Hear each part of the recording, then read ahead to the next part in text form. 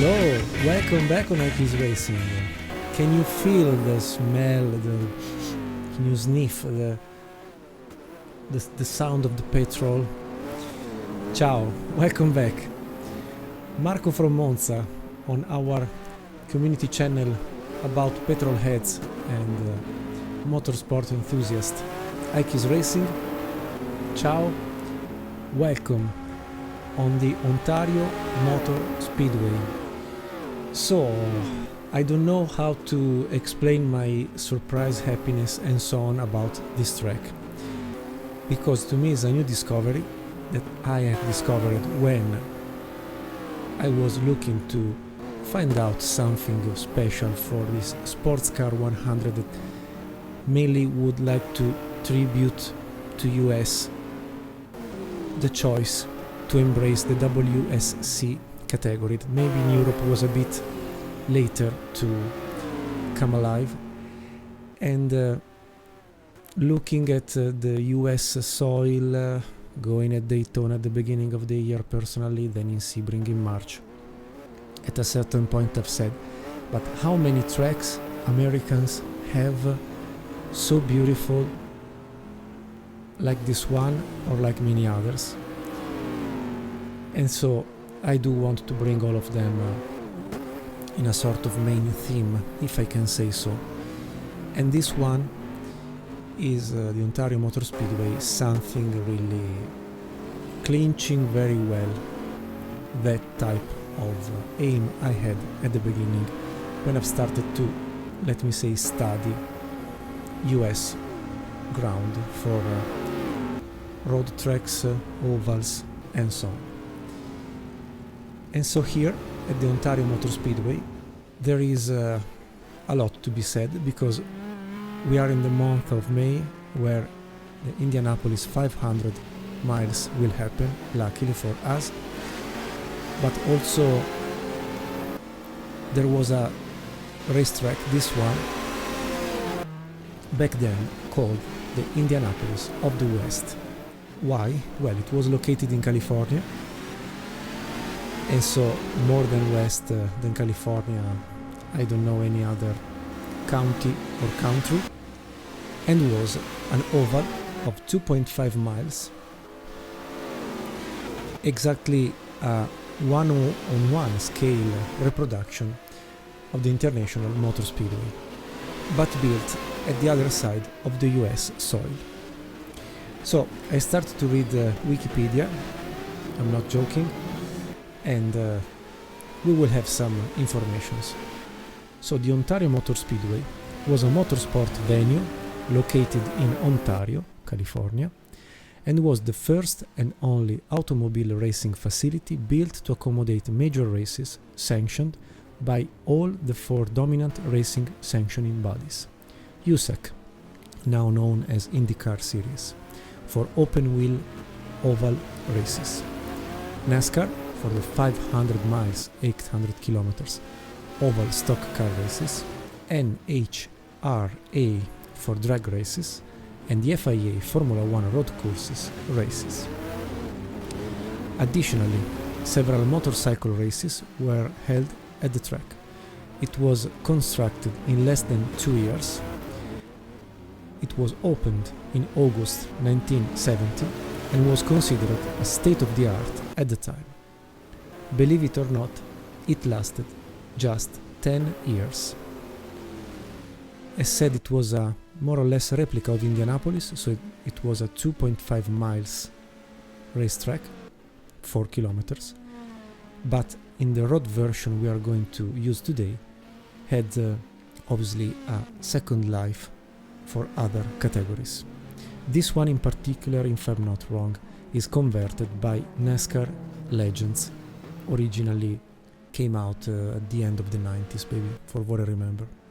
The road course, the one we are going to see today, was long 3.1 miles, so 5 kilometers, 0.1, 20 turns, and believe it or not, the first full year of racing included the Indy-style open-wheel inaugural California 500 on the 6th of September 1970, so also in a well-thought way far from the month of May, the Miller High Life 500 stock car race at the end of February 1971, so maybe too close to the Daytona 500, the NHRA Super Nationals drag race at the end of November, still 1970, the 21st, and the Questor Grand Prix at the end of March 1971.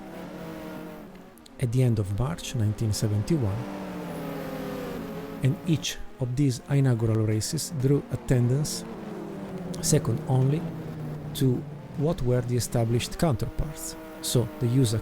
Indianapolis 500, the NASCAR Daytona 500, the NHRA US Nationals, and the US Formula One race at Watkins Glen. The shame is, after 10 years of activities, unluckily, the track was purchased for real estate development by the Chevron Land Company in the late 1980 and demolished at the cost of $3 million in 1981. It has been calculated in 2009 that a possible complete refurbishment of the venue would have cost $350 million to basically reface 155,000 permanent seats, and the air-conditioned private stadium club would have been obviously the major part raising the costs for a total reface of the venue. So unluckily, at the end, it was let to die, and for what I remember nowadays is a parking lot. Yes, there is a monument remembering main start-finish line. There is a park for children named Ontario Motor Speedway. You can see some pictures on screen, but honestly nothing has been left of the original venue, and it's a pity because in 10 years sometimes is very strange how a successful thing can become then something not affordable anymore, considering that from 1970 to 1980 in between there was anyway the crisis for the petroleum companies all around the world, and maybe this affected the core period for this particular venue that was new and maybe also full of depths. Also, to promote the track, there were other events, concerts and so on, to try to use the venue all year long. Rock festivals, bringing here a crowd of 300,000, 400,000 people, and all was a paid attendance, so something close also to a record. Portions of the rock concert were televised on ABC, and we can name, at least to me, famous names like Earth, Wind and Fire, the Eagles, the Black Sabbath, the Deep Purple, Emerson, Lake and Palmer. I mean, the name of the California Jam was absolutely well chosen. If we go then down the history to the latest events, we can also remember Aerosmith, Santana, the Foreigners, just to name a few others. So we arrive very quickly at the beginning of the 80s, where the Chevron Land Company, that was a division of the Chevron Corporation, petroleum again, recognized the opportunity to acquire the bonds and effectively foreclosed on real estate. For approximately $10 million, Chevron acquired land which had a commercial real estate development value of $120 million, without regard to the historic significance or future potential of the Speedway. Believe it or not, many of the grandstands and other infrastructures were sold off to other venues, other tracks basically.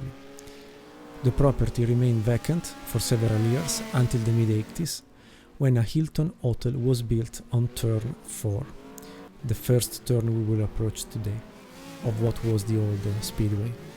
And it was the first multiple-story building of its kind in the city of Ontario.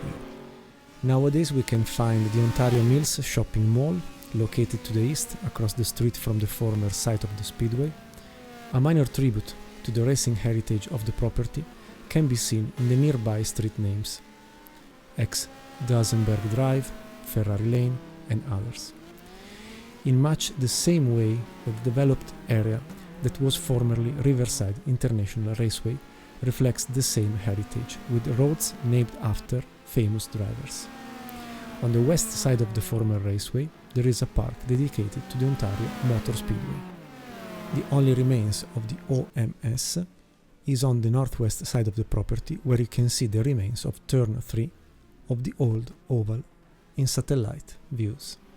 The failure of the California 500 here was replaced with the Michigan 500 at the Michigan International Speedway, if I'm not wrong, owned by Roger Penske.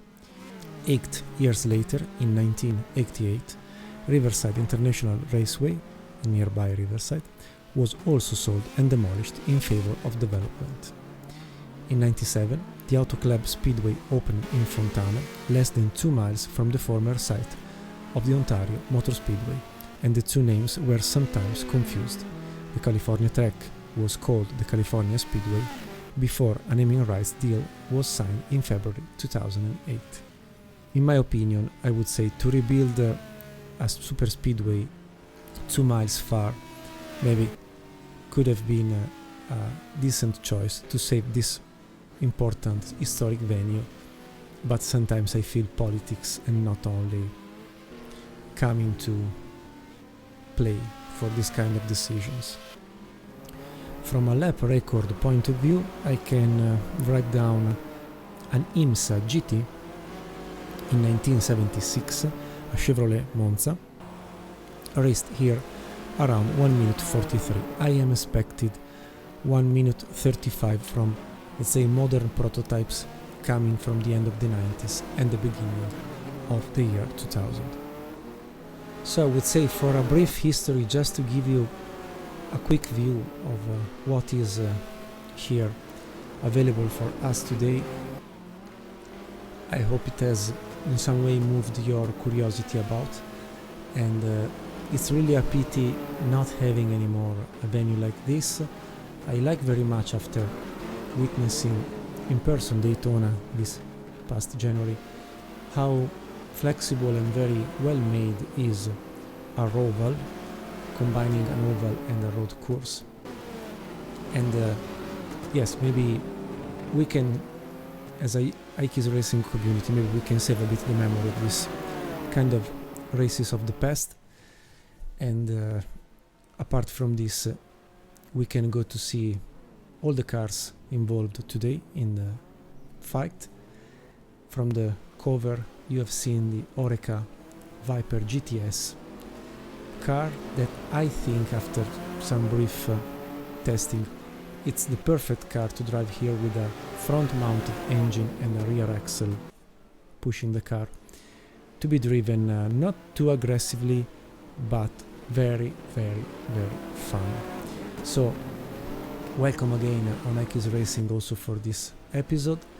Let's go to see the car's selection, then we will approach the qualification with also a car setup to see how to drive in comfort a beast of I would say 650 brake horsepower, if not 800, but on a saloon car GT chassis, properly made. See you in a second in the pit.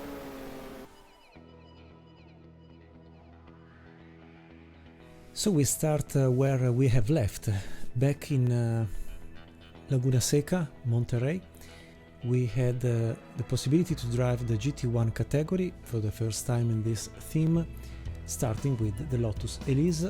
That was absolutely a nice car to drive, even if in a full of congestion type of track, but having just 19 possibilities of races, I must mix here and there the choice of the cars with the choice of tracks. Anyway, back from the Lotus Elise, we did a decent placement, maybe if I'm not wrong, it was a 5th or a 6th placement. I mean, some points were there.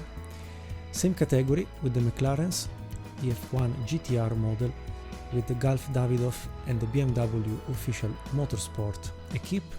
Still in this fake GT1 category, the Mercedes CLK model already seen with the numbers 36 and 35, Nissan with the R390 numbers 21, 22. I'm going very quickly, not mentioning all the drivers, so we will get them once we will get on track. The Penots, the GTR1 model, number 45, 46, numbers 44, 45, not easy to be recognized, but I mean, they will be in some way also direct contenders. Porsche 911, another fake GT1 car, as well as the GT1 from Toyota. And so this one is a GT1 category combining what was, I would say, normal GT cars from Saloon 97, 97, then from 98 onwards started to arrive those fake GT1 cars, homologated, but they haven't nothing apart from the Penots to be considered as real road cars. And with this we have completed from 97 to 98 to 97 again, 98 and so on, the fake GT1 cars used back at the end of the 90s. Starting from 99, 2000 and so on, the GT2 cars here showed were, I would say, the original GT1 cars that finally were real homologated cars for road use, purchasable in any saloon without being just fake prototypes homologated in some way. We start from the BMW, the model is the M3 GTR. PTG Motorsport will bring two different liveries, 1 and 2, more recognizable maybe. Chrysler Viper GTSR year 96 of the Viper Team Oreca, Société Viper Team Oreca, to participate in Le Mans. We will see then the car in more details. Corvette, two models coming from the year 2000, the C5R, number 3, number 4. The original Dodge Viper RT10 that participated and technically won the GT class if it wasn't for the fake dour Porsche GT1 back in Le Mans 1994, the Canary one and the orange one. Lister Storm with a model from 95 of the Lister Cars Limited, and the Newcastle United black and white stripes. Marcos, the LM600 of the Team Marcos, and the yellow one of the Marcos Racing International, respectively 95-96.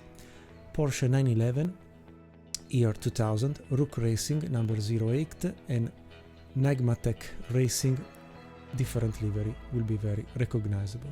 Conrad Motorsport with the Saleen S7R, and the Sard. We will see two models today, the Sardco Limited year 95 and the Team Menicon Sard year 96. Then we move to LMP1 category with the Audi R8R year 99. Again, a new era at the end of the 90s where barchettas and WorldSportCars arrived between US and Europe. Europe was a bit later compared to US. Audi embraced the LMP Le Mans prototype category with the R8R in 1999.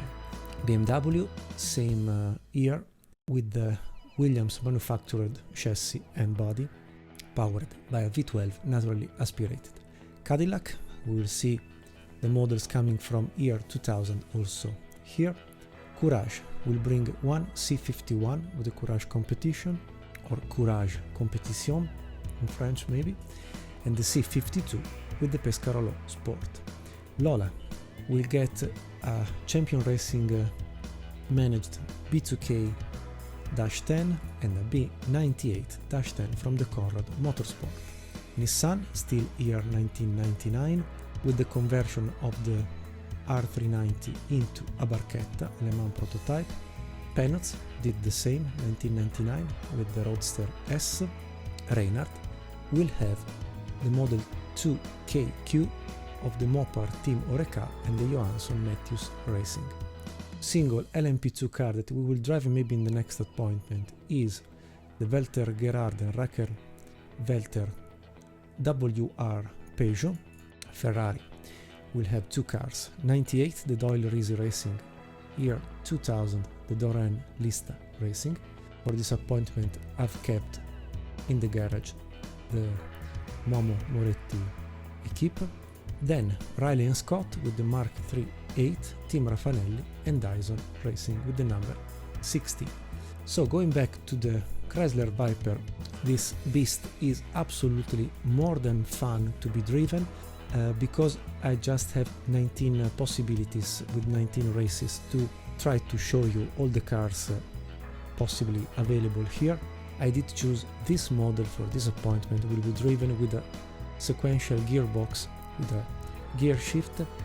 When we will drive instead the original Dodge Viper RT10, we will use a manual gear shift as it was back in that 1994. I'm not sure that back in 96 the Viper GTS-R was already a beast with a sequential gear shift, but I wanted to embrace anyway what was originally the final evolution of this car, and so starting from the Dodge Viper, not Chrysler related car, that was mainly a saloon car with some extra parts removed to be lighter and prepared for safety reasons and safety requirements to be raced at Le Mans and not only. When the Team Oreca started to prepare this car, obviously what was the back then available type of tools and devices literally evolved this saloon car into absolutely a beast, almost impossible to beat, and for a decade, for what I remember, has been mainly the best car to have to compete in GT classes. And the capacity to be competitive for a decade was something really special. Happened just for example to Mazda with the RX-7 model with the rotary engine back in the GTU IMSA class between the end of the 70s and the beginning of the 80s. Happened the same to Mazda at Le Mans, and not only with the LMP2 classes, I mean not the main class for prototypes, where a rotary engine basically won many times Le Mans, even if it was not the overall win for Le Mans. So projects so special are very rare in motorsport, and Viper absolutely, together with Dodge initially and Chrysler in the second part of the most successful period for this car, were absolutely the type of gun to have to shoot better than others. Not only, there is also a beautiful documentary that you can find in the description of this video, not made by myself, that explains very well how powerful this car was, adding also that even when it was raced by rulebook as a V8 engine with 2 pistons removed from the original V10 engine, was anyway successful. So also the organizers at a certain point didn't know how to stop this car that was, I would say, designed very well since the beginning by a group of enthusiasts. And even if you are not a petrol head like me, a dead brain for motorsport, I would suggest to try to read or watch some videos about the history of this car. That is absolutely something magic in some way. So let's go on track with this beast. Hopefully we will have a decent race. The aim is to win and arrive first within GT2 class. Maybe we will beat with some retirements, also some GT1. Not only, obviously, the circuit is the Ontario, California, USA road version complete, if I can say so. A very nice track to race on. As a summary, you know that with this SportsCar 100 minutes, we will race for 1 hour and 40 minutes, 51 contenders for a total starting field of 52 including ourselves. Wish me luck and let's hope to do a great performance.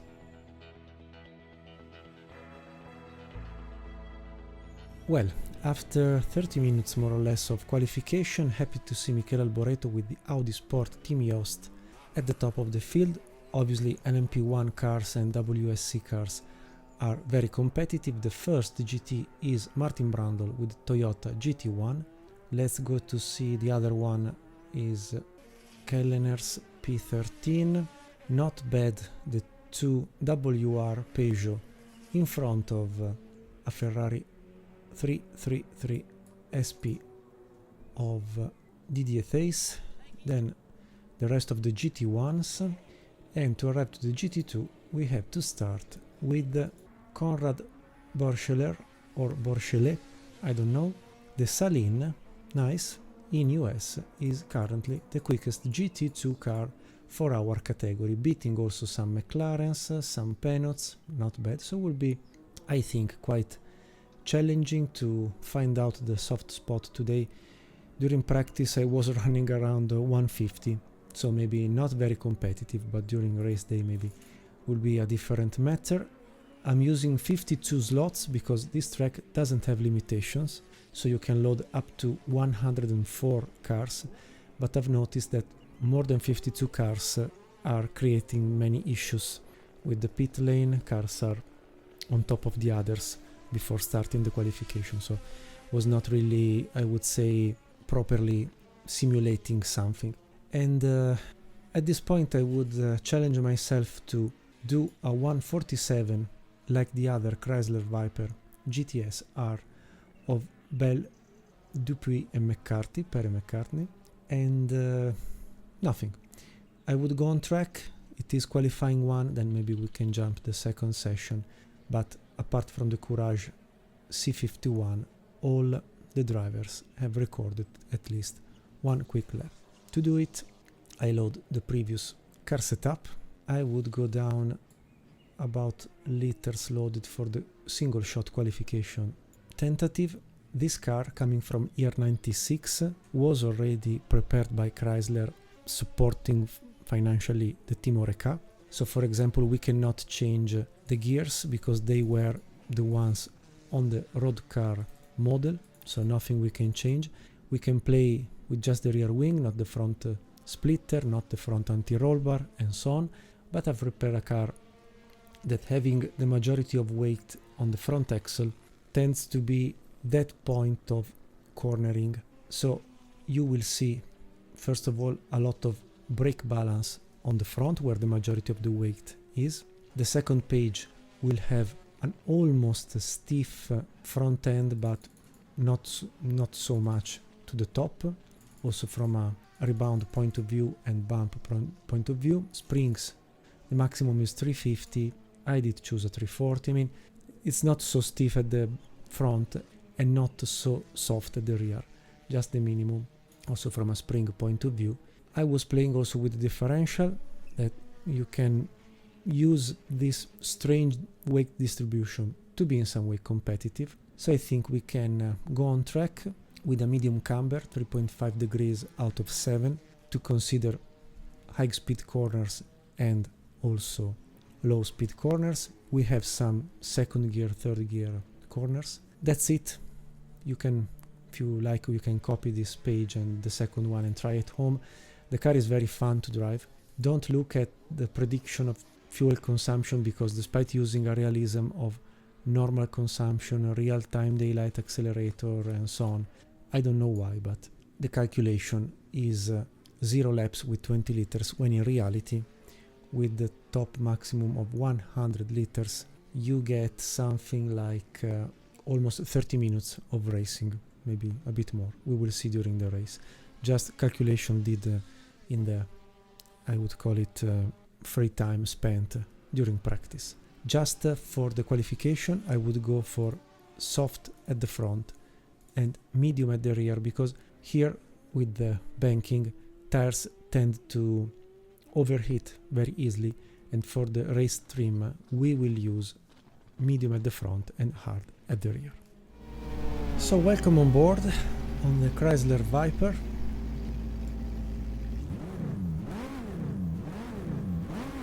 the sound is... Let's go on track. Auto clutch, obviously, having the semi-automatic gear, sorry, the sequential gear. We will do a lap like this. Hopefully we will not destroy any one race. Here you can see the stripe dedicated to what was the drag race environment. So, clockwise direction, you had the turn number 4 of the oval at the beginning. Here will be third gear, fourth gear accelerating, down in third. Let's leave the other pass. There is a bit of straight here. Then we start to enter into the more driven part with the Indianapolis style tower with the numbers of drivers. Here you can see the back straight, sorry, the main straight with the boxes and so on, the paddock, a bit of acceleration.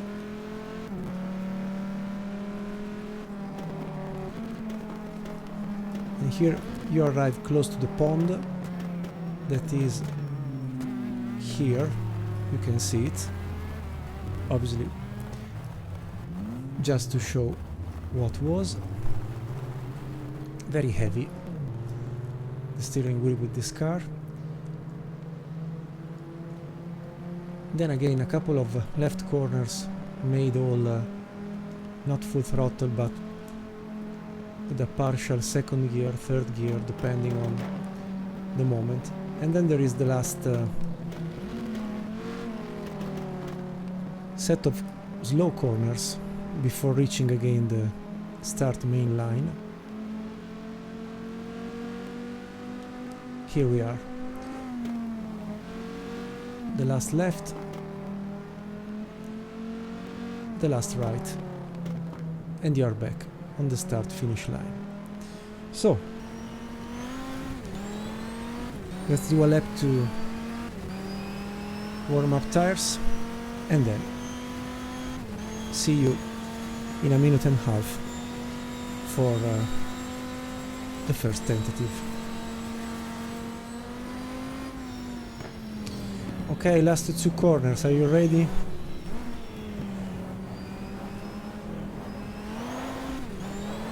The sound of this baby. Despite not having the possibility to change gear ratios, the top speed is absolutely fantastic, much quicker than many other cars. Turn 4 can't be taken at full throttle with the GT. Oops, there is a Nissan. Okay, I want to stay far from... Okay, first mistake. And as you can see, top left corner, the yellow stripes on the rear left tire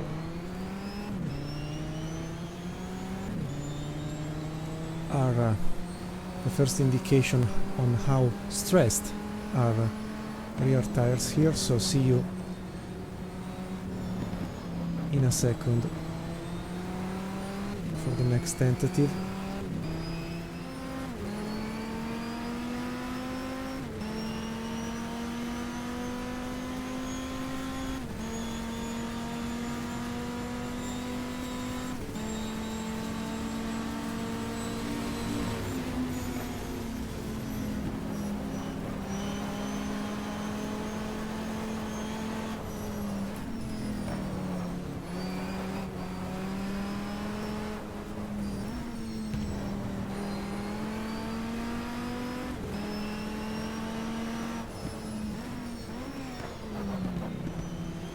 Maybe to cautelative here.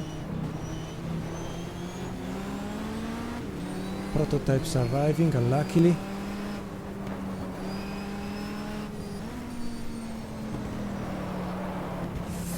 Touch the grass, I mean the sand.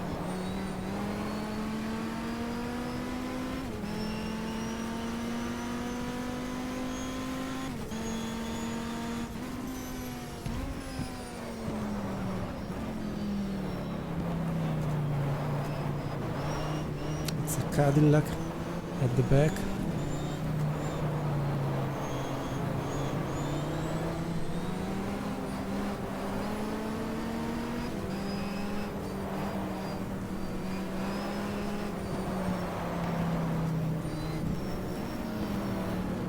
Come on, go.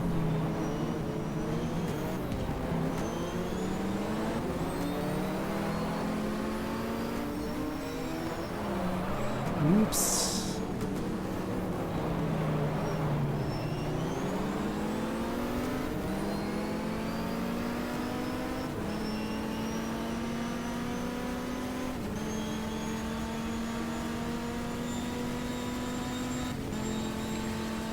.148 I think is enough. It was 146 the difference of downforce of the MAN prototype. It's incredible. Now if they are battling, maybe I can take advantage, but I would go for 147, my personal best so far.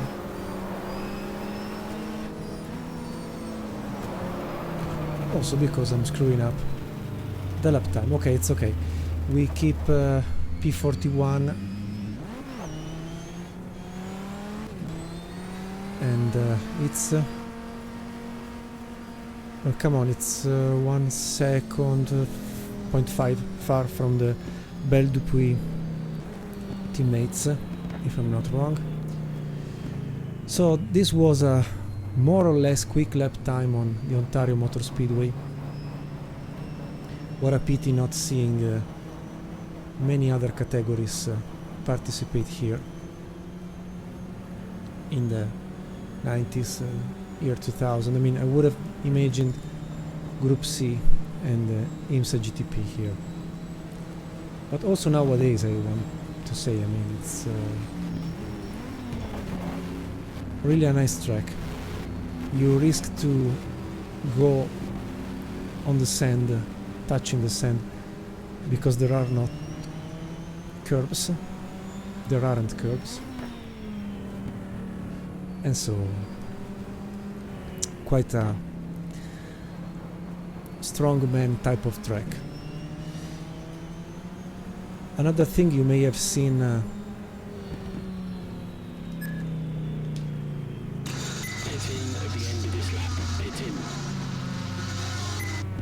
on the cover is this place that will come in a couple of seconds.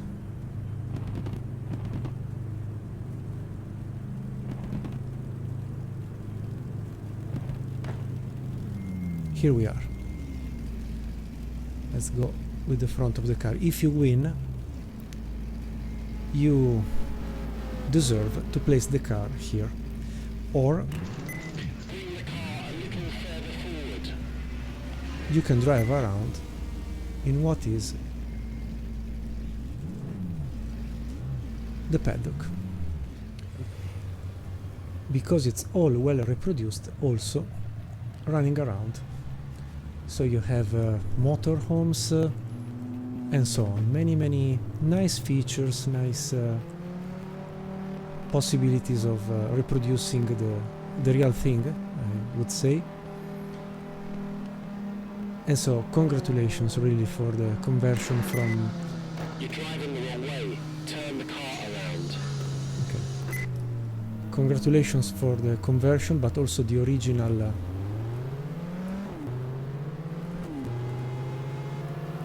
well-made track. Also, if you start with the You're driving the wrong way. Turn the car around. Sorry, I was saying that if you start also from practice, you start from internal boxes here. So really nice, I would say. I've loved immediately this particular version. Anyway, back to the pit. Let's save the game with our performance, my performance. Maybe not an incredible one, but being just 1.5 seconds, just close to the real teammate. To me, it's okay. Let's also accelerate the qualification number 2, and then we will see for the pre-race appointment. Qualifying done. There is a GT1 at the top, the Toyota GT1 of Martin Brundle, Michele Alboreto with the Audi R8R, JJ Leto and Yannick Talma with the BMW V12, James Weaver with the Riley & Scott P5, then Lola, Penot's Roadster, Cadillac, Riley & Scott. The top 10 are just American, German or Japanese cars. To find out the first GT2 model, here we are. Let's go down. The Saline confirmed what we have seen at the beginning of the qualification, followed by 2 Corvettes, Collins Pilgrim, Fellows O'Connell, Lister Storm, Chrysler Viper, our teammate, Bell Dupuy McCarthy, and we are at 1, 2, 3, 4, fifth position, sorry. Penot's, again a GT1, so 6th is Dessard, 7th, here we are, BMW, Porsche and Lister. The only Courage C51 not running, I don't know why, maybe a problem with the pit spot, and I would say that's it. 0 laps for some cars in the second session, like we did just running in the first. So I would say not very bad, because 1, 2, 3, 4, 5, I mean P5 and P7 for the 2 Chrysler Vipers. Not bad. I'm not quick during qualification trim like my teammate, but we can arrange it. So we can continue to race. The only thing will be load again the car setup with 100 liters. As said, don't look at what is the 3 laps counted, is absolutely wrong. No more steering lock available. Medium at the front, hard at the rear, waiting and hoping to not destroy very quickly the rear end. The grid says it's 41 degrees on track and 32 the ambient. Sunny condition, let's go.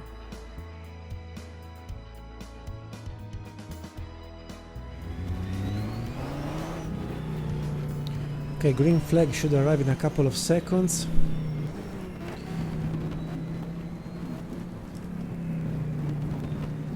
Let's see what we will do at the start. The white Dodge Viper teammate is there.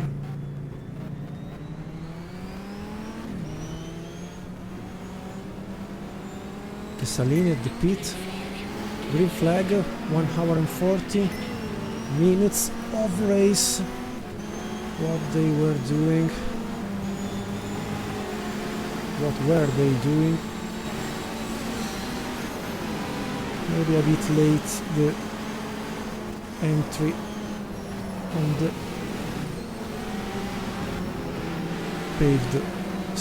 on the oval area, where then you leave the oval for the road course.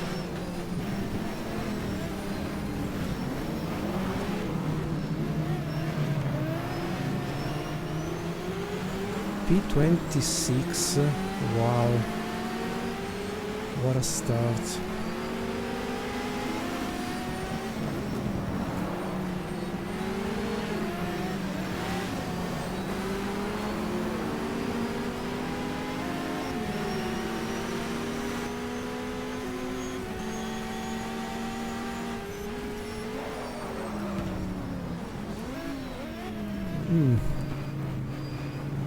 Two touches for the front brake advantage, the brake bias.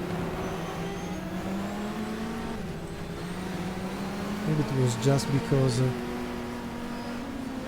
cold tires, but I felt the front end vibrate too much, sorry, and I fear that the full load of fuel behaves differently from the low level loaded for the qualification. But almost 15 positions gained, P41 starting, P27 now first lap. Some cars in the pits already, maybe some crashes here and there. Slightly brake for the entering speed because this car cannot get or take the banked oval full throttle.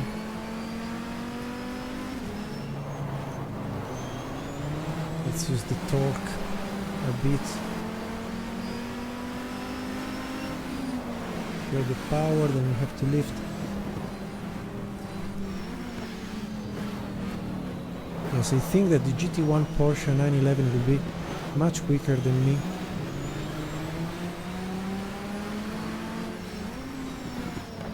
But as long as I succeed, I would like to defend the position, even if a GT2 car like the Viper doesn't have many possibilities here against GT1s, but because I've set up the car to be very quick on straights,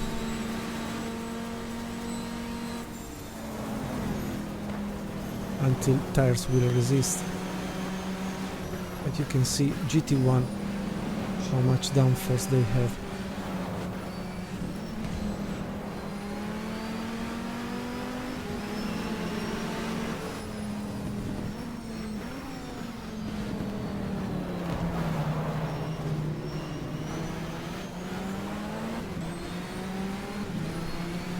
Top left corner, you can see red and yellow stripes for the rear left tire. Unluckily, the setup is not specific for ovals, so the first corner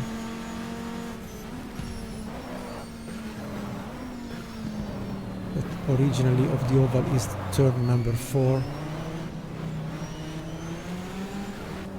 will make suffer a lot.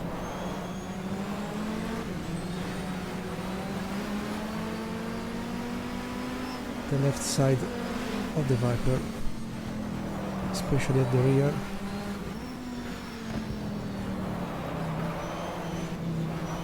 So you have to cope with an overheating rear axle at the left side.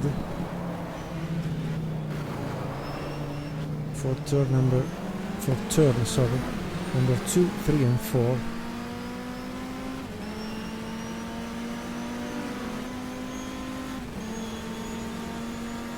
So 10 liters for 3 full laps. So maybe we have a coverage of 30 laps. Oh, thank you very much, Mr. Aiello. Thank you very much.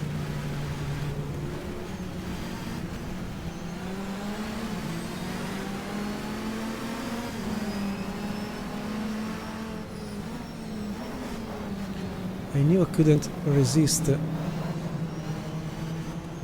GT1, but GT1 cars, I mean. This is not the way to get rid of a contender.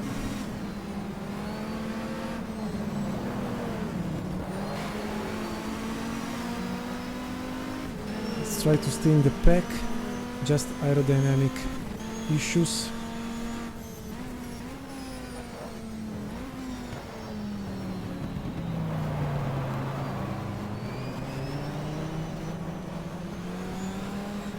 And maybe, I say maybe,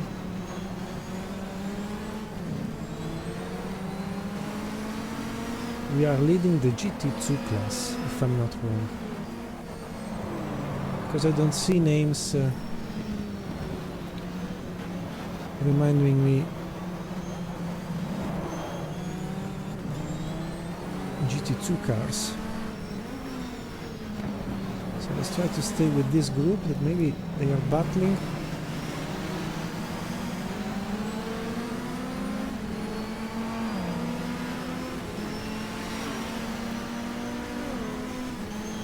So we can take advantage of our top speed because we are basically running without wings.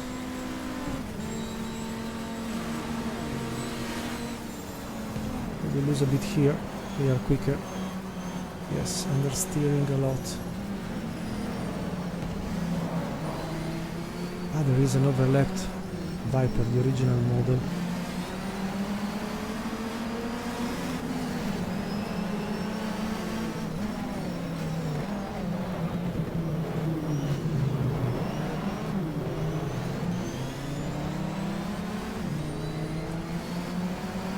Okay, we gained a position on the Lotus GT1 thanks to the overlapped Viper.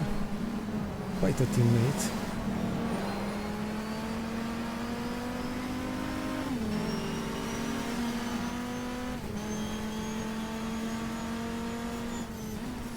There's a bit of smoke here.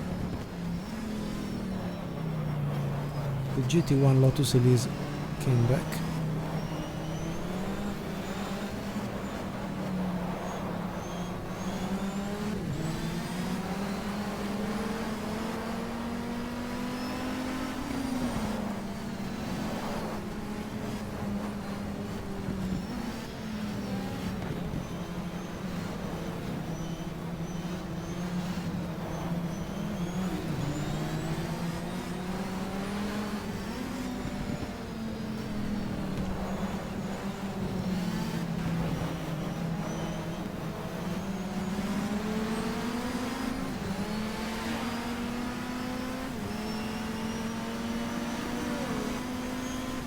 Lap time 40-50.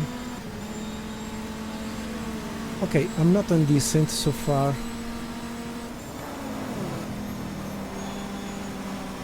But they are so quick. And I don't have the tires to resist. Okay, now I'm not anymore first, because the Lister is in front, and at the back my teammate Perry McCarthy together with Justin Bell, and the tires are sliding very much now.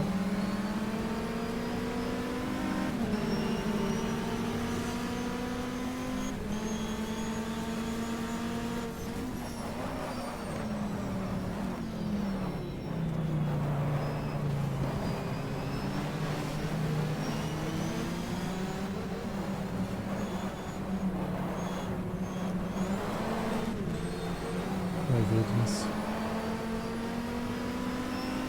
Yes, it's like driving in the rain.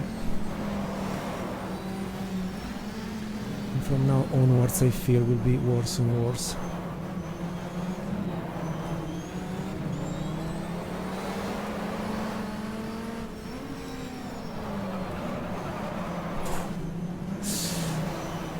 Don't ask me to do it twice.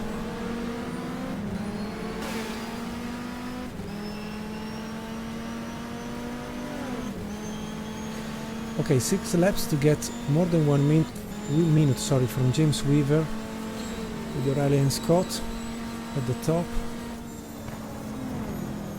P2 for GT2 cars, given my mistake before here, passed by the Lister. I do love the sequence of corners on this track. What a pity that has been demolished.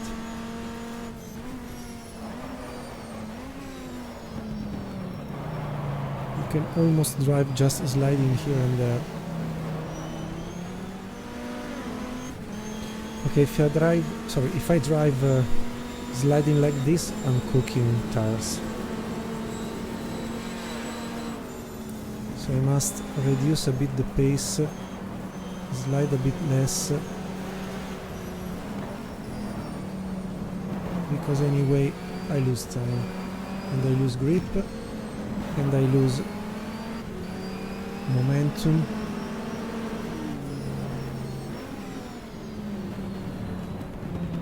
Even if it will be really a tight battle, because if the Lister is the current leader for GT2, we are here at far 1 second, then there is our teammate.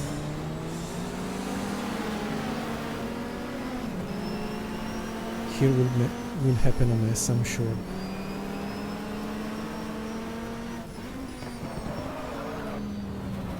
I told you there was a mess ongoing, but we have gained how many positions? Nothing. Almost cooked the engine with a bad timing for... Okay, maybe we can reduce the front left pressure, because as you can see the central part of the tire is more inflated and tends to hit more, because you see in between Jan Lammers and Michele Alboreto, but they are LMP cars, I mean.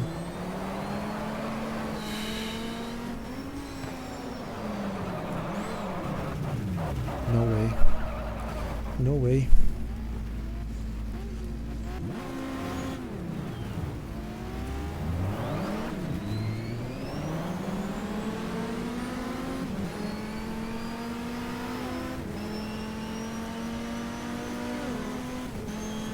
I must avoid to slide. If you slide, you overheat tires and they are gone. Okay, here, because you cannot go slower, but be very gentle. There was the Lister retired. Look the names, yes, in grey.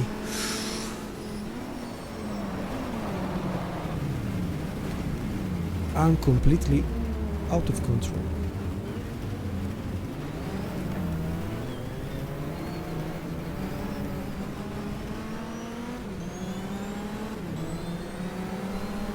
Okay, let's calm down a bit. The race is just at the beginning, just 20 minutes gone.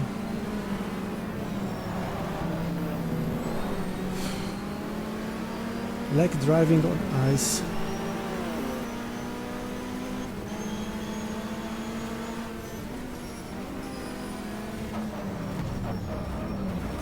And then there is a Reynard kicking in the S. How many positions lost? Sorry for the Sard of Alain Ferté and Mauro Martino. Okay, maybe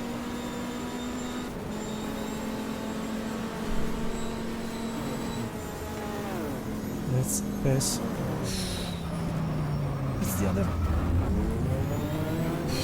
was the other Viper, so are we back at the top of the class? Who knows?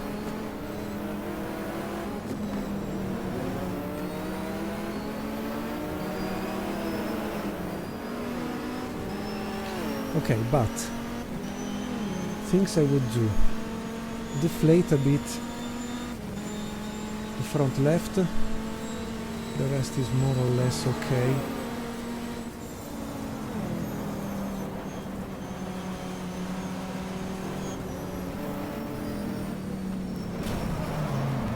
Is the idiot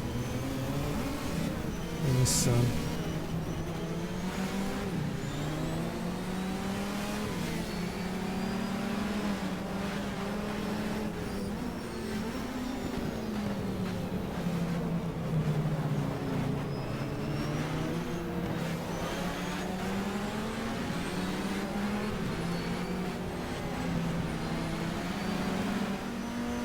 Okay, let's refigure out what to do.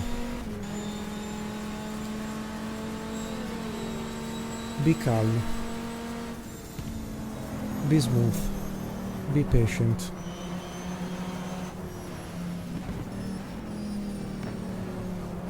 light with brakes.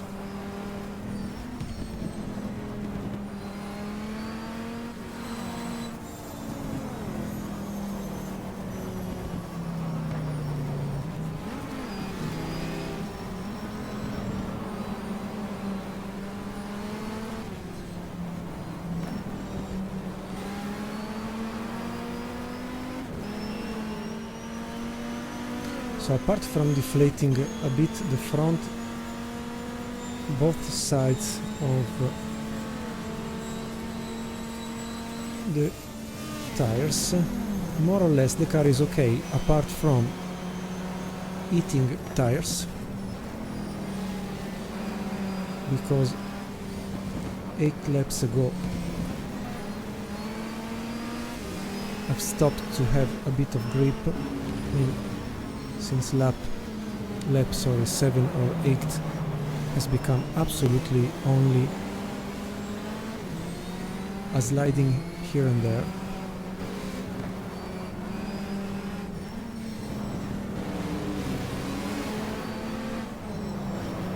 There's a touch here. Come on, you're overlapped.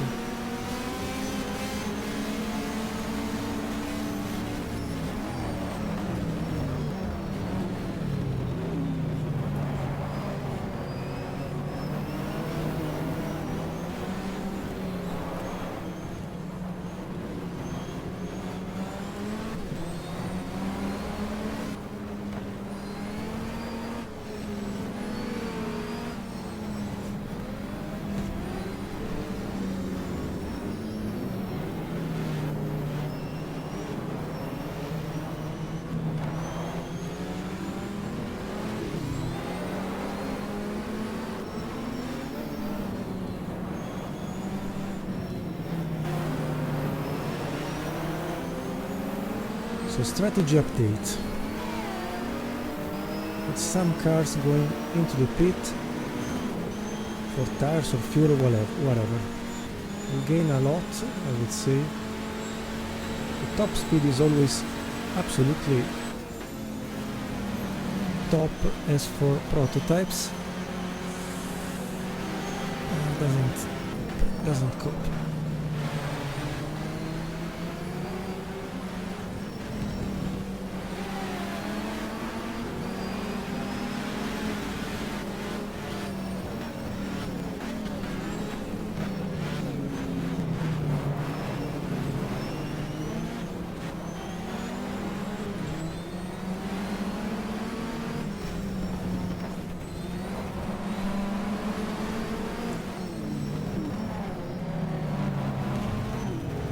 Nice teammate.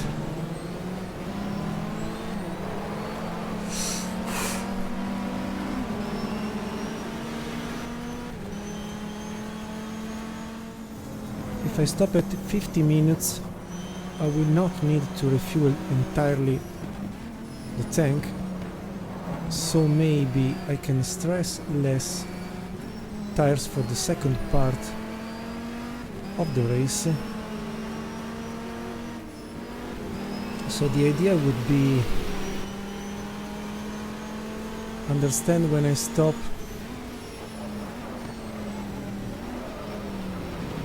how many liters needed to end the race, to finish the race, and maybe go for hard compound at both ends of the car.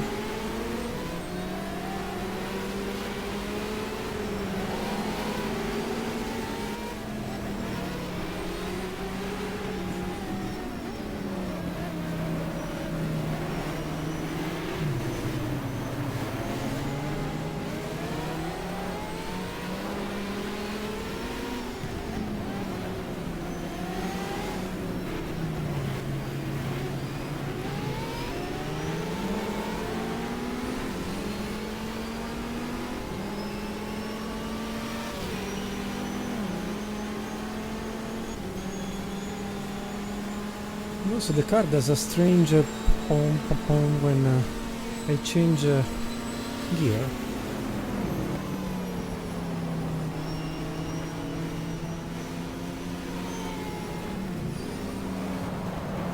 I hope there's nothing with the reliability to be feared.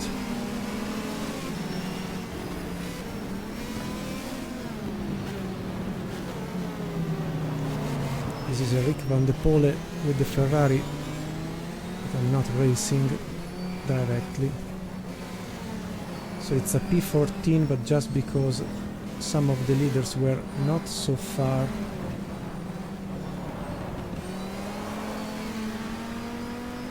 And with the longer fuel capacity of this car, you can last longer.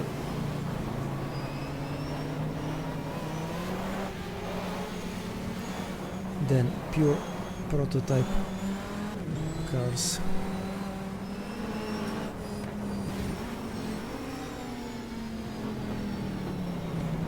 Yes, was David Brabham, but with the penalties is not in my ranking, so I don't want to force duels unnecessary.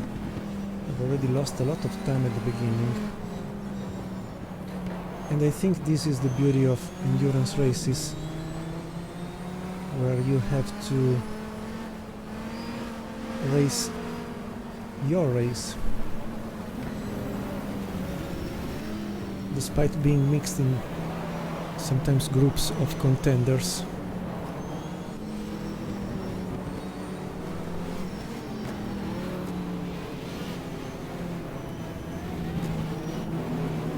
What are you doing, guys? Come on. We are battling Brabham and Terrada. Direct contenders with the GT1 Mercedes in the middle.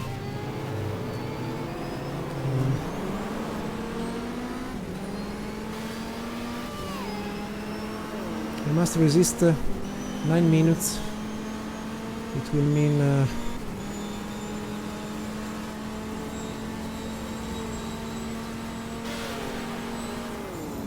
4 laps, 5 laps before splitting the stint exactly equally between 1 and 2. It's a fake P10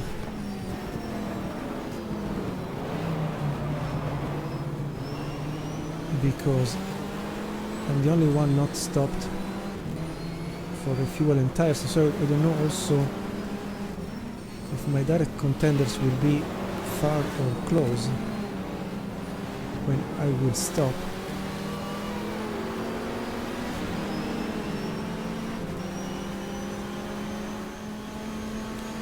Okay, so we could say that with 50 liters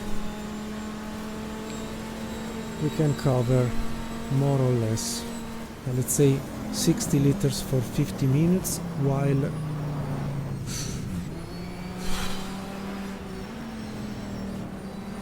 crashes always happen when I'm thinking about numbers and strategy.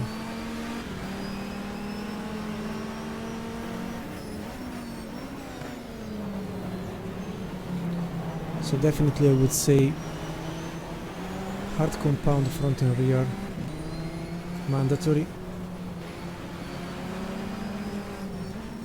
Maybe no more than 70 liters.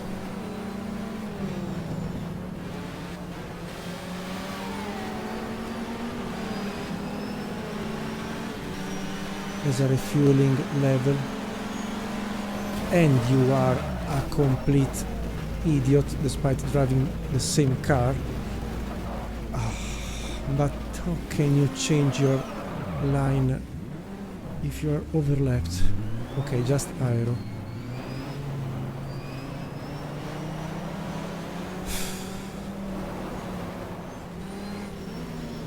Maybe 75 liters will be enough if we've used 60 for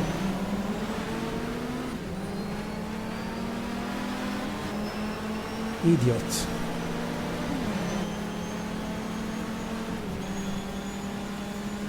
Okay, and hard compound also at the front.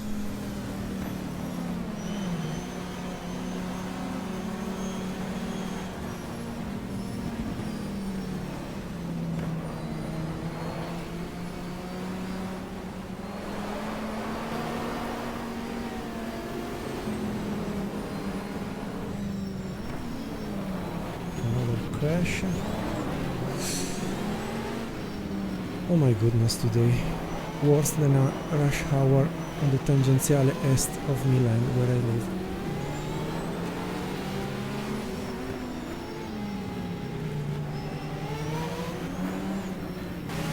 Okay, sneaking inside the Saline. There is a Lister.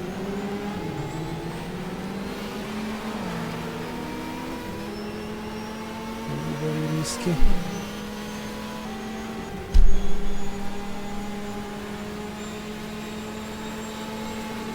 Okay, tires are finished, so I can also avoid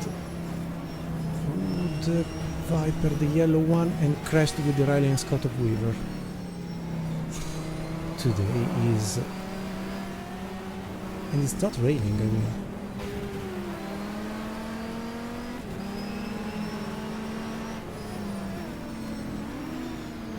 But the loss of control of many drivers is unbelievable today. There is now Mark Webber with Bernd Schneider with the Mercedes. Back in P10, an idiot not capable to control the car with ruined tires.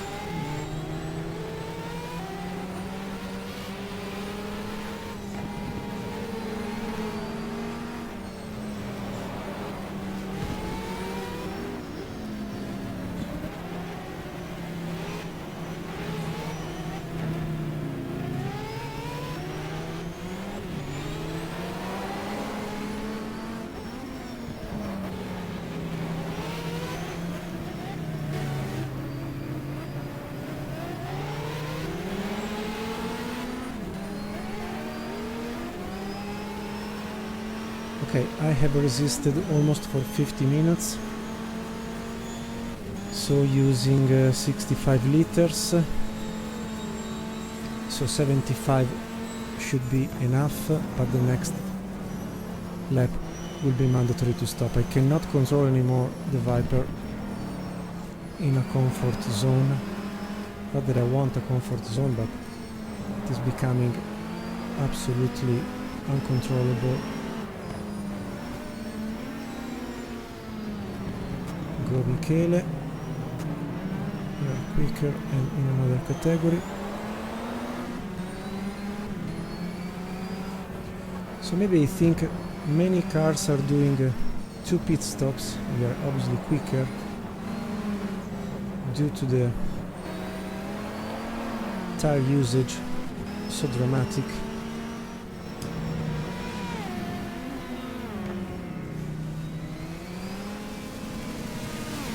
Okay, so 4 tires, hard compound.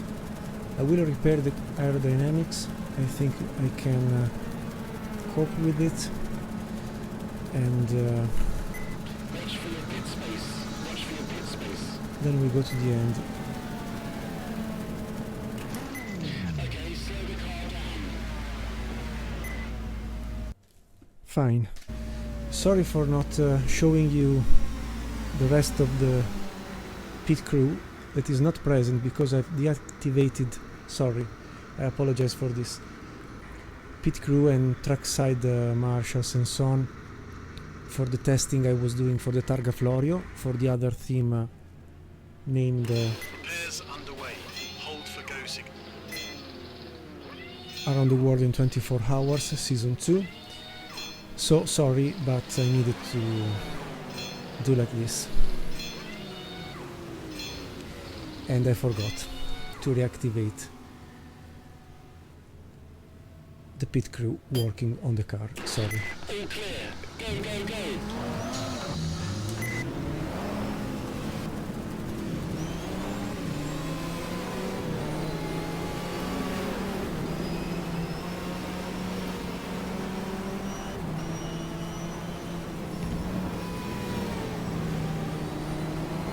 Oh, what a beauty thing is having back the grip. Even if tires are cold, Marco, remember.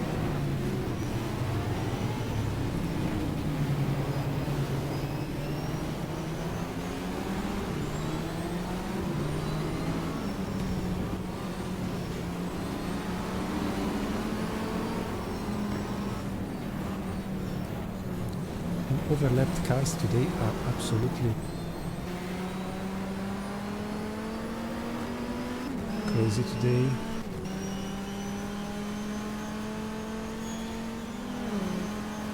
So it's a P16, maybe some other stops of someone else. Okay, P14 with another pit stop somewhere of someone. Passing a struggling Peanuts. Obviously having back a bit of grip from tires is absolutely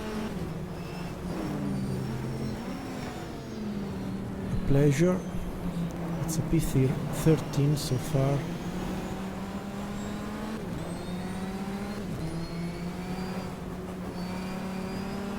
Overall, but I think I'm still leading the GT2 class.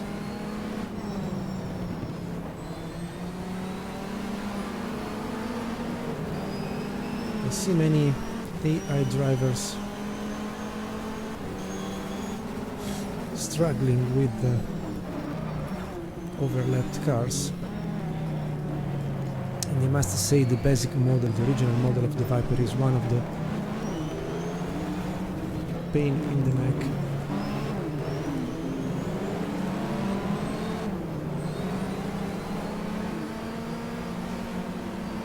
For many, not only for me.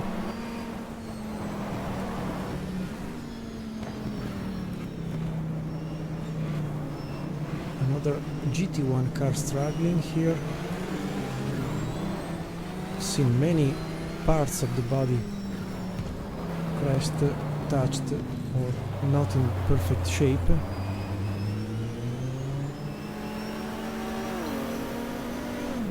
Okay, 38 minutes to go.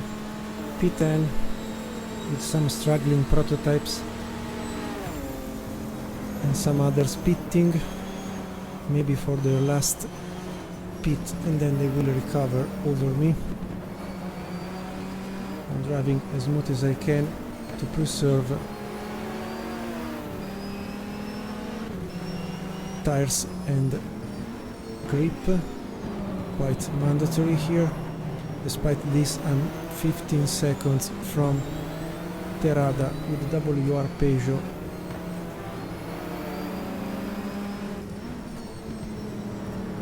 So I'm maybe at least leading the GT2 class, but the GT1 plus prototype is quite mixed. I'm trying to stay awake and away from crashes and issues with slower cars.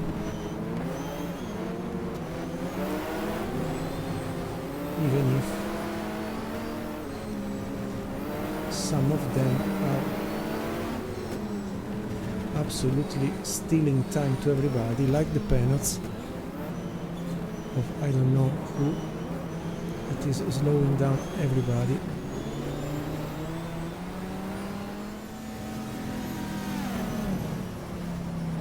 Here we have what today.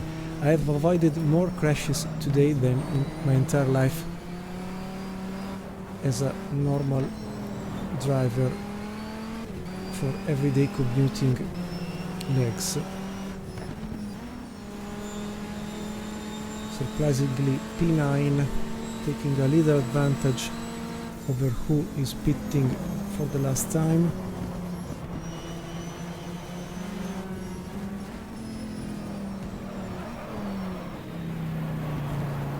This is James Weaver.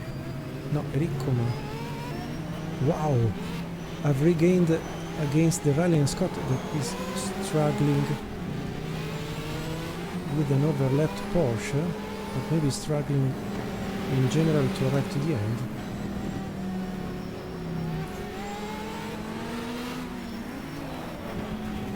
And they close the door.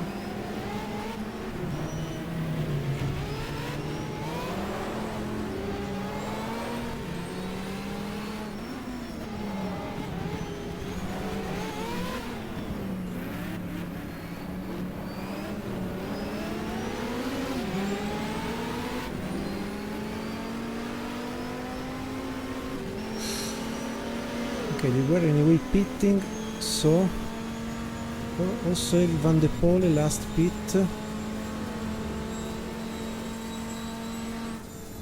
P7 absolutely out of any expectations at the beginning, but still 30 minutes to go, so nothing is ended.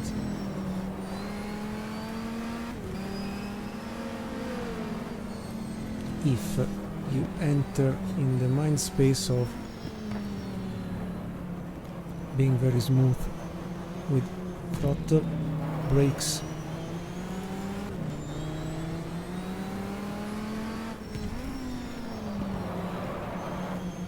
trying to end this Ontario Motor Speedway that is beautiful to drive. Please try it once, give it a try.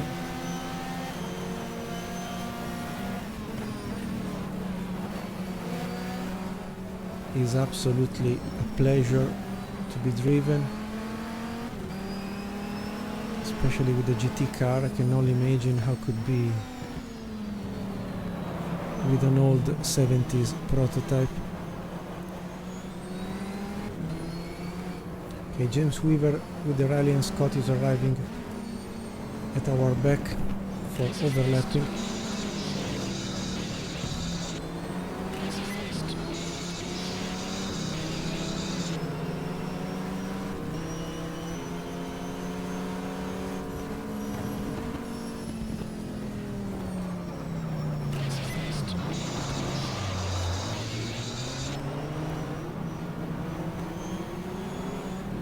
He's lowered it down very much.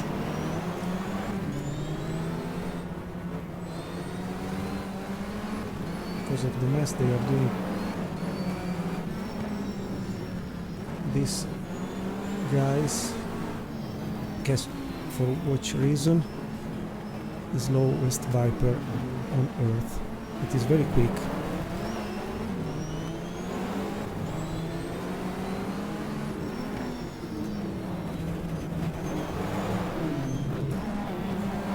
Let's get rid of them.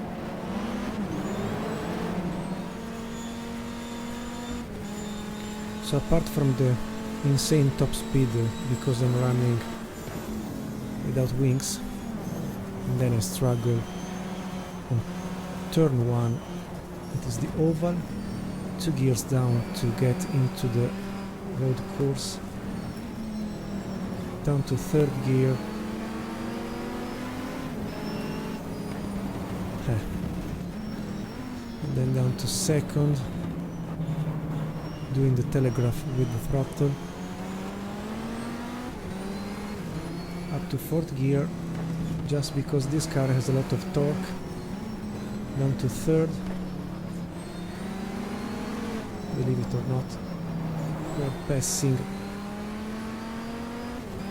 Weber and Schneider struggling, 3rd gear, 4th if you like to use the torque here, full throttle, then I go down 1 gear again and 1 gear again, sorry, to approach another hairpin, and here the last 2 corners. Well, believe it or not, the Audi of Alboreto is struggling because he's going to the pit.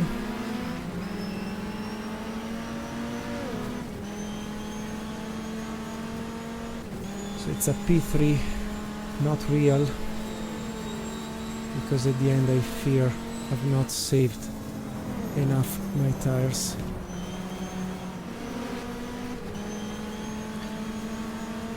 Between 2 Vipers, who hits the other?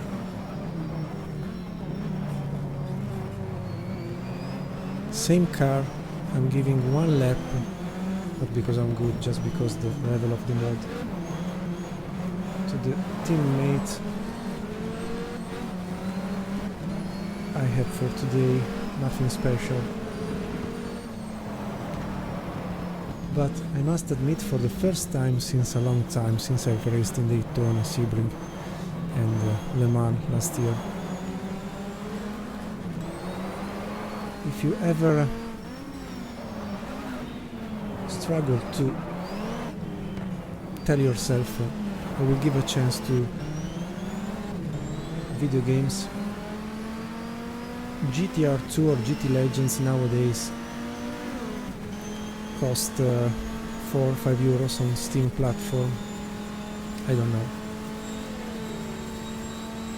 but you can download freely Ontario Motor Speedway from Race Department or wherever you like, and I would suggest to try this track once in a lifetime.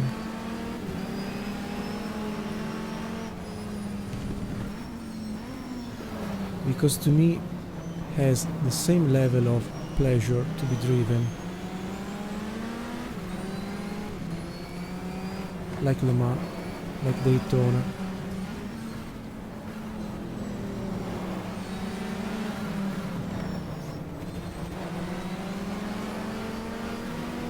And this pleasure is bringing me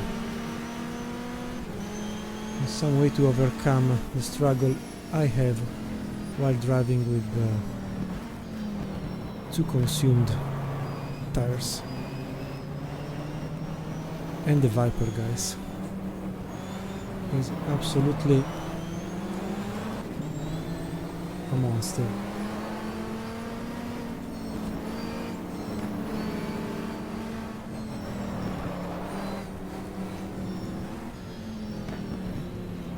Now if I get rid of the SAR, that is going quite well, so I can't wait to also drive this car.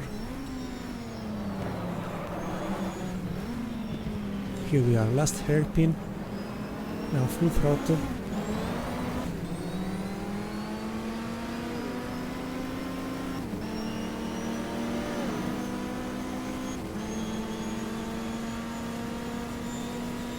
Seven minutes to go.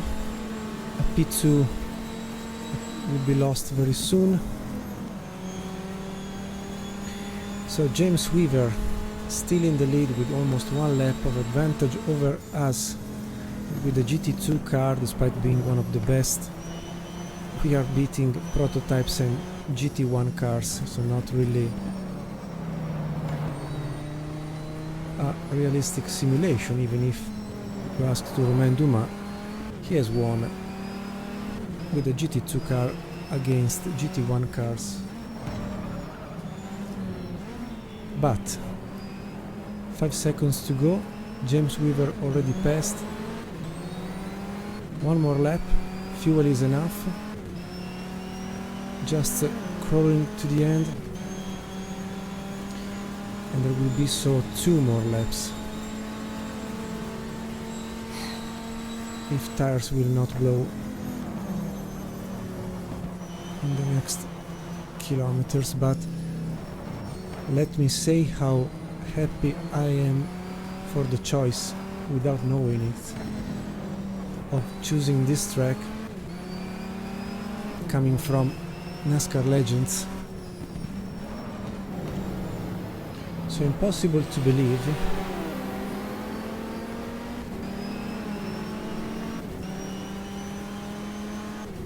James Weaver is in the pit. Here there is a crash. Almost losing the control. But if James Weaver doesn't come out from pits, we're going to win this race in a not credible way, but he had 1 lap of advantage, so I hope to not win for real. Doesn't sound credible, to be fair.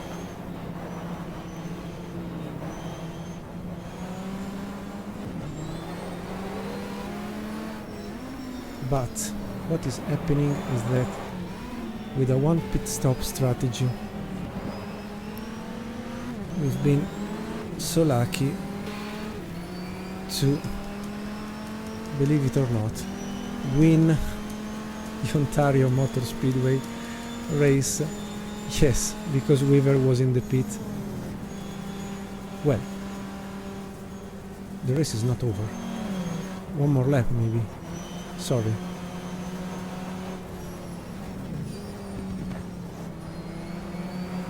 But yes, if I don't screw up, it's a win. Unbelievable.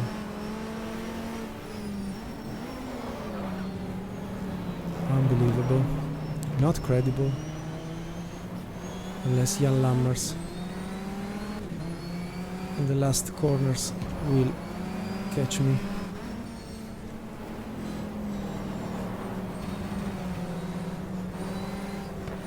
Tires are completely gone. 16 seconds of advantage.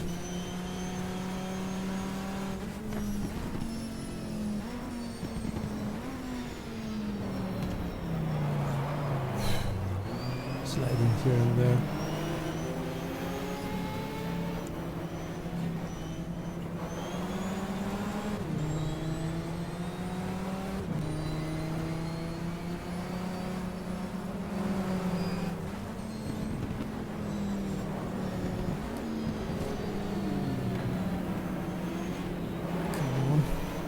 Destroyed. My arms are full of pain because this car is maybe the heaviest one ever tried since when I've purchased the Thrustmaster. So unbelievable, unbelievable, unbelievable. Not credible, really not credible, but we win the race. Here they are struggling again with the Viper, the basic model, the original model. It's a car that is beautiful, but creates a lot of issues on track. So believe it or not, we win the Ontario Motor Speedway appointment after a second placement at Laguna Seca at the beginning of the season. Then, at Long Beach.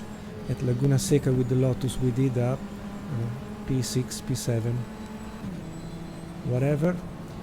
And now, I would say not very credible, but it is what it is. With the Dodge Viper GT2 we did beat GT1 and prototypes that struggle a lot. Many did not finish in the last lap. So let's leave space for the Viper if they will pass. Maybe not. So really a gift of fate today.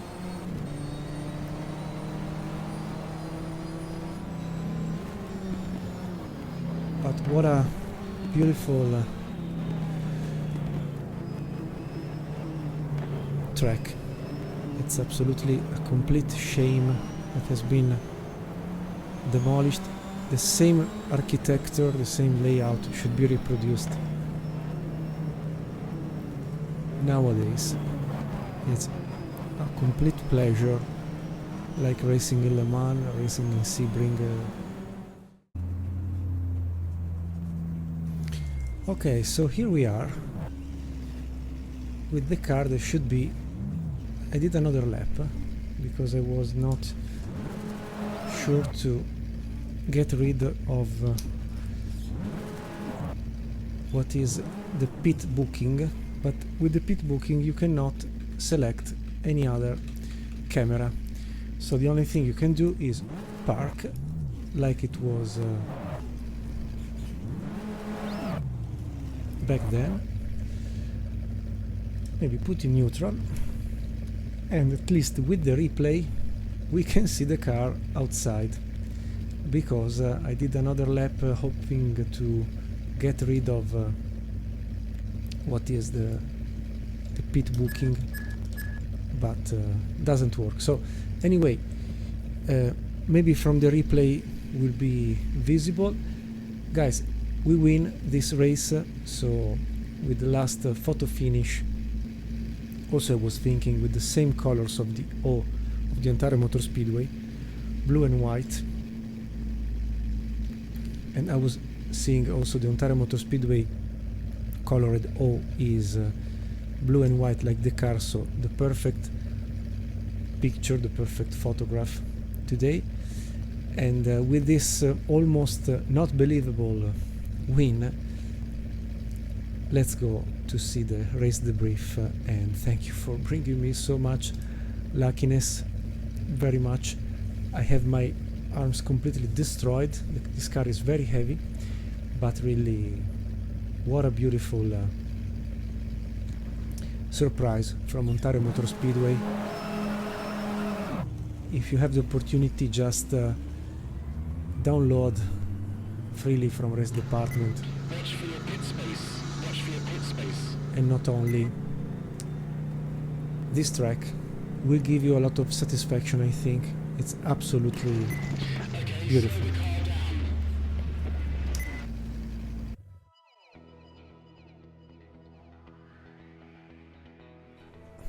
And so, believe it or not, we win this race. Unbelievable. Not a real simulation, but we get what we have here. And so, with a lot of surprise, we get the first place for GT2, having done just a pit stop during half of the race, more or less. That was, I do not remember, the 3 minutes free here, lap 27 out of 53. So yes, was a perfectly shaped half of the race, and winning in a not credible way, but we get this result, and we go on also with the classification. So we give a bit of points to Chrysler, because anyway in GT class we have been completely demolishing the rest of the field. The other Corvette was P22, unbelievable. And so really we get it, we accept it, despite not being credible, as said, with the GT2 car beating so many much quicker cars. But they struggle a bit, for what I've seen, with overlapped cars. For what I've understood from racing for 50 laps, the majority of issues I've seen for them were about overlapping cars and losing a lot of time and pitting many times. Because if I get the Toyota GT1, you know, it happened the same as with the Around the World in 24 Hours, the episode in Monza a couple of days ago. They pitted once, 2, 3, 4, 5, 6, 10 times. I mean, it's absolutely something. Or for all the damages while overlapping the others. Whatever. We get anyway this result. So, reading also the best lap times. Okay, at least here we were not so quick, because the best cars were running 1:35. I was 20 seconds slower. Yes, 1:48 out of 1:35. Yes, 10 full seconds. Far from the best performance. But, so we get for GT2 class the Chrysler Viper winning with us at the wheel. Second placement would be the Corvette of Collins Pilgrim. Then third, the Sard of Ferté Martini Nagasaka. Fourth, Bell Dupuis McCarthy with the other Chrysler Viper, our teammates. Fifth, Martini Ferté Krosnov with the other Sard. Sixth, Dro Erdos Oyser with the first Marcos. Then the Lister Storm of Chapel Keegan Lees, Geoff Lees. Eighth, James Robertson GT2 Porsche 911.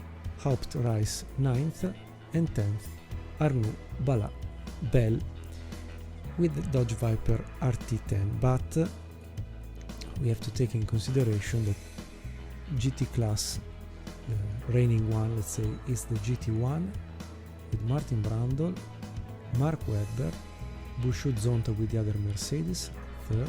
Fourth, the Lotus Elise.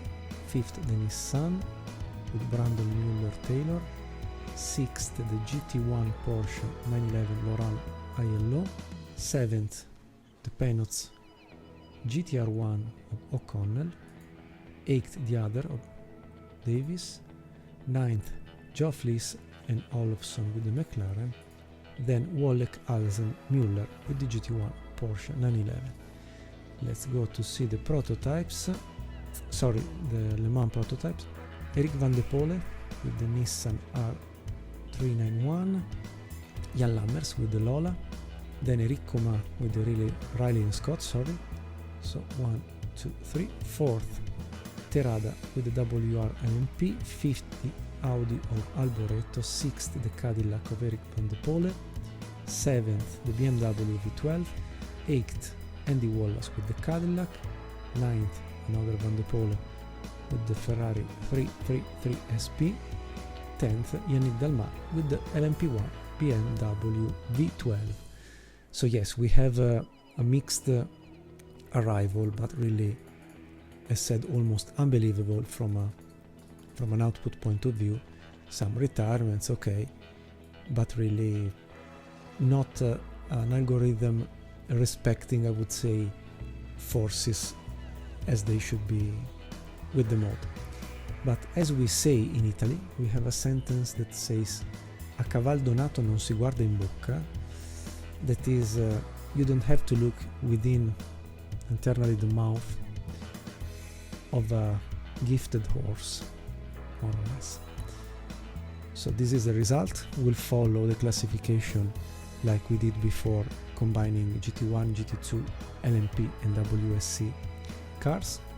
Will be a complete classification like we have used recently for the previous appointment with the race in Monza with the Around the World in 24 hours, with just the name of the brand and how many points scored race by race. So we have a complete figure, and we will continue then with the balance of performance, balance of presence, to help brands not yet scoring many points to counterbalance the strongest ones until the end of the season, just to keep alive, let me say, the hopes of a final win for some manufacturer.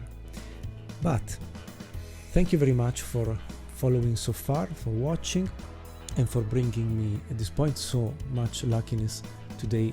I mean, the level of win of a GT2 car against all the others here is comparable to when Romain Dumas won with a GT2 car and his teammates the 24 hours of Spa a couple of years ago, winning against GT1 cars. Maybe there was a lot of rain, so values were a bit mixed up, but what can you say to someone who wins a race with an inferior class type? Let's say that this fake win made by myself is a tribute to Romain Dumas, given how strong he is. He well demonstrated in real life. Here I've been just lucky enough to do one single stint, avoid as much as possible crashes, and not being stuck behind overlapped cars like AI I've seen did with this type of racing. But that's it. So we go on this way. The fourth appointment, I think it's time to drive an LMP2 car, and will be the WR Peugeot. So we will do it in the month of Le Mans, I think in June, and it will be a sort of French celebration for what is the 24 hours of Le Mans and the country of France having a very special festive weekend with the most important race in the world together with Indianapolis. And because this track was named the Indianapolis of the West, was, I think, the right choice to be raced in May. But we will try to balance a bit better the next race. So thank you very much for watching. See you very soon on iKeysRacing channel.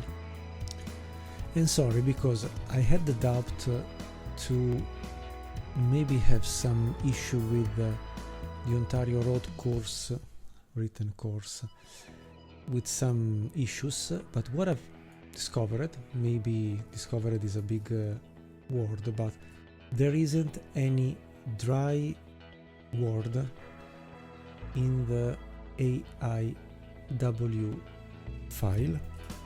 So I have opened the GDB file like we did for Suzuka for the Japan All Japan Sport Prototypes Championship, and here there isn't let's say the same word AI dry grip and so on. So I think maybe there is a missing line that gives the algorithm how to cope with artificial intelligence while running during a race. So I fear that maybe there should be a fine tune of this aspect, because I haven't found the same lines like for Suzuka when to create real lap times comparable to reality was enough to go into the AIW or GDB files and find this kind of voices, but unluckily I do not find them. So maybe, I say maybe, there is some fine tune to be done to get an AI dry and wet grip to better perform, because to me has been everything in place. I mean, the stiffness of the contenders is at 100% the maximum. For example, Suzuka was 0.9, so here hasn't been touched or badly tweaked characteristics of behavior of the AI on the Ontario Motor Speedway. Then the AI range 10% maybe should be from the maximum to the minimum. I don't know the correct interpretation of this, and so honestly I haven't found any clue on the changeable parameters for this track, so I get the result as it is, that maybe in the future would be much better to fine-tune and maybe try it before. But to me, a GT2 winning car, despite being one of the best like the Viper, is not believable from a simulation point of view. But we get the point and we go on this way. We'll follow the classification. Sorry, but this part of the video has been recorded afterwards because I wanted to give anyway a view on what was this strange behavior to win so easily with a GT2 car. So anyway, thank you very much, best wishes to you all, and see you very soon on iKeysRacing. Thank you, grazie, bye bye, muchas gracias, obrigado, arigato, dankeschön, merci beaucoup, and see you very soon on iKeysRacing channel.